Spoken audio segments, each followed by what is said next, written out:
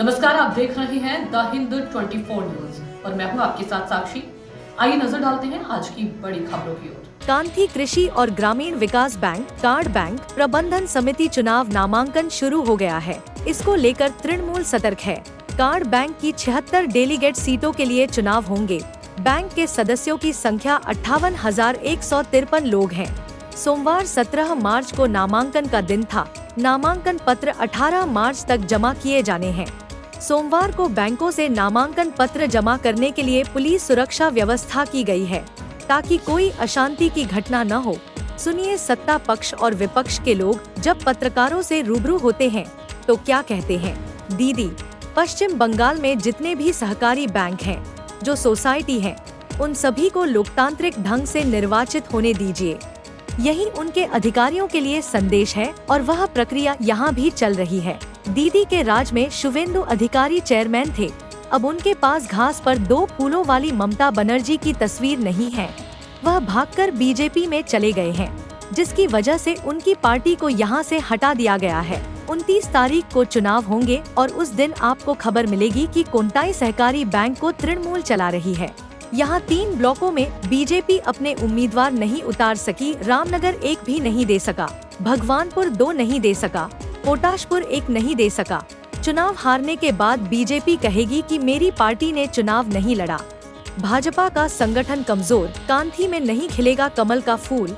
गरीबों को ममता बनर्जी पर भरोसा है। गरीब लोग जानते हैं कि अगर ममता बनर्जी हार गयी तो गरीब लोग खतरे में पड़ जाएंगे। कोंटाई सहकारी बैंक चुनाव के अगले दिन हमने चौथा केंद्र जीता, यानी शुवेंदु बाबू का औसत हम 72% वोटों से जीते। भले ही वह वहां विधायक थे। सबसे महत्वपूर्ण बात यह है कि मैंने वहां 3 मुस्लिम उम्मीदवारों को जिताया है। सभी वोट जीतकर हमने साबित कर दिया है कि लोग ममता बनर्जी के साथ हैं। तृणमूल उनके साथ है, घासफुल उनके साथ हैं। कार्ड बैंक वोट में हमने गांव-गांव जाकर देखा है कि हमारा महत्व कितना ज्यादा है। हमने ये लोकसभा जीतकर देख लिया है। ये लोकसभा जीतकर हमने देख लिया है। अधिकांश वोट हमारे पक्ष में हैं और हम अधिकांश बूथों पर आगे चल रहे हैं। जिन लोगों ने हमें वोट दिया वे हमारे समर्थक हैं। अखिल बाबू हमारे रामनगर में जो हरमद नेता हैं, वह बार बार लड़कर चुनाव में जाते थे। उन्होंने चुनाव नहीं होने दिया। इसमें कोई शक नहीं कि अगर अखिल बाबू निष्पक्ष चुनाव कराना चाहेंगे तो वह हारेंगे ही। इस क्षेत्र की जनता कार्ड बैंक वोट से ममता बनर्जी के उम्मीदवारों को जिताएगी। जिस तरह से पूरे राज्य में ममता बनर्जी सेवा कर रही हैं, उसी तरह से तृणमूल की सेवा स्थली है और लोग उनकी विचारधारा को मानने वाले को ही चुनेंगे। उनके पीछे ममता बनर्जी की फोटो थी, इसलिए वे अध्यक्ष थीं। अब कोई फोटो नहीं है तो स्वाभाविक है कि कोई अध्यक्ष नहीं होगा।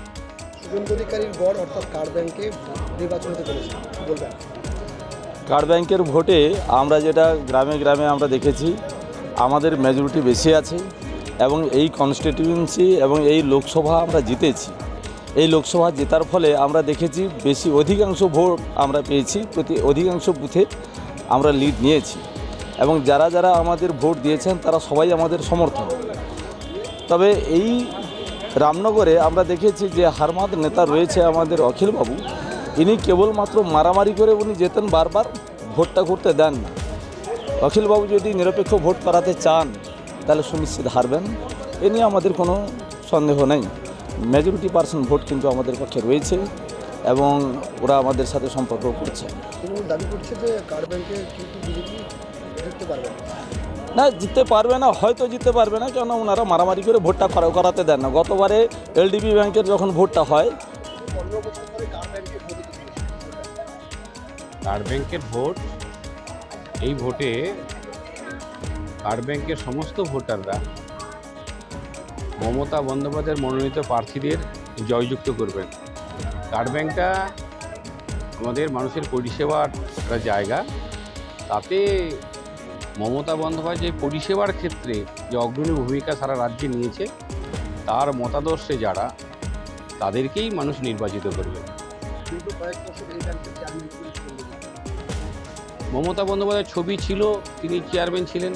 মমতা বন্দ্যোপাধ্যায়ের ছবি সরেছে, তিনি আর থাকবেন না, এটাই স্বাভাবিক। নমিনেশন করেননি তো। আর দেখবেন মমতা বন্দ্যোপাধ্যায়ের মনোনীত সমবায় মনোভাবাপন্ন সেই সমস্ত মানুষজন জয়যুক্ত হবেন, তারাই বোর্ড গঠন করবেন, তারাই মানুষের পরিষেবা দেবেন। প্রায় 15 বছর পর প্রথমবার কিন্তু কন্ট্যাক্ট করতে কার্ড ব্যাংকের নির্বাচন হতে চলেছে, কি বলবেন? দিদি তো সারা পশ্চিমবাংলায় সমস্ত সমবায় ব্যাংক বলুন, সোসাইটি বলুন, তিনি নির্বাচন করার গণতান্ত্রিক পদ্ধতিতে নির্বাচন হোক তিনি তার ডিপার্টমেন্টকে বলেছেন এবং সেইভাবে চলছে, এখানেও চলছে। দীর্ঘদিন ধরে শুভেন্দু অধিকারী এই ব্যাংকের চেয়ারম্যান ছিলেন।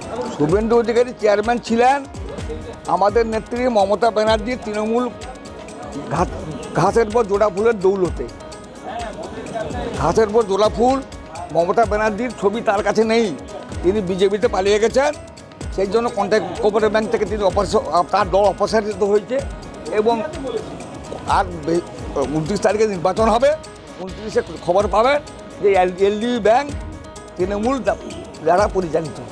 বিজেপি এখানে 3টা ব্লকে ক্যান্ডিডেট দিতে পারেন, যেমন ভগবানপুর রামনগর 1-এ দিতে পারেনি, ভগবানপুর 2-এ দিতে পারেনি, পটাশপুর 1-এ দিতে পারেনি। তবে ওরা চেষ্টা করছে ক্ষমতা আসার জন্য। আর দুদিন পরে বলবেন, নির্বাচন হারার পরে উনি বলবেন যে আমার দল নির্বাচনে প্রতিদ্বন্দ্বিতা করে, তার মানে বিজেপি প্রতিদ্বন্দ্বিতা করেনি, শুভেন্দুবাবু দুদিন পরে বলবেন। কি কারণে ক্যান্ডিডেট দিতে পারেন? কী কারণে? সংগঠন দুর্বল। তোমার এখানে দার্জিলিং কমলালেবু চাষ হবে, কাঁথি থেকে কমলালেবু চাষ হবে, এখানে বিজেপি চাষ হবে না, পদ্মফুলের চাষ হবে না। আর মমতা ব্যানার্জির প্রতি মানুষের, গরিব মানুষের আস্থা। देखते रहिए द हिंद 24 न्यूज।